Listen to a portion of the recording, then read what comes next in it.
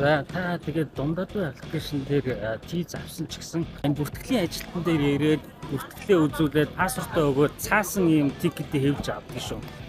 Тэгээд онгоцны буудал одоо жишээлбэл Гуанчжоу нэг онгоцны буудалтай Баян гэдэг. Гэхдээ нэг барилга биш чинь T1, T2 гэж байгааг анхаараарай.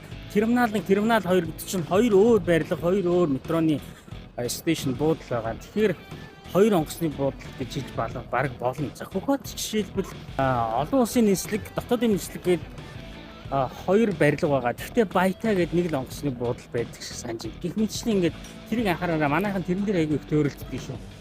За 11 цагаас явах энэ евро EFGHG дээр 8-аас 12-ийн хооронд цуслагдсан байна шүү дээ. Oh my god, нислэг маань цуслагдсан байна шүү дээ. Ямар азгүй бэ? Найз маань хүлээж байгаа шүү дээ одоо. За өөрийнхөө тийцэнд хамааралтай ийм бүртгэлийн ажилтнууд дээр ирээд тэгээд инженеерээс одоо пассвортоо үзүүлээд таны дундадуу аппликейшн дээр авсан тийц чинь тэдэрт одоо байгаа гэсэн. Тэгээд тэр чинь танд ингээд шууд тэдэртээ хэмлээд өгнө. Тэгэхээр ийм юмд очих хэрэгтэй шүү. Зарим улсууд шүү дундадуу аппликейшн дээр авсан тийзэрээ шууд ниснэ гэж ойлгоод байна. Тийм байхгүй. За нэр мэр үтсэн ийм цаас хийж өгдөг шүү.